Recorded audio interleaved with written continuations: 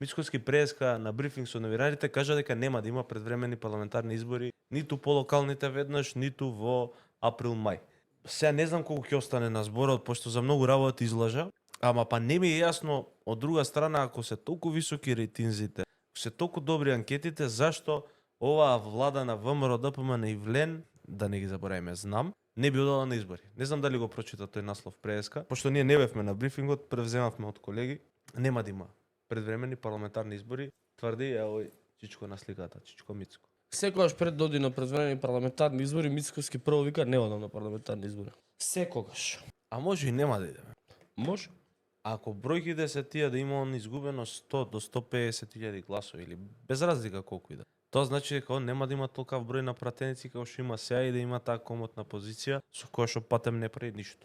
Мене и оваа изјава би ми имала логика ако анкетите не се добри. Ако се добри анкетите и ако стварно водат 10:1, 15:1, логично би било да излезат после на избори за да во тој кус период го задржат тој резултат и си го продолжат мандатот некаде на практично на 2 години од крајот на мандатот за уште 2 години. Тоа би имало логика.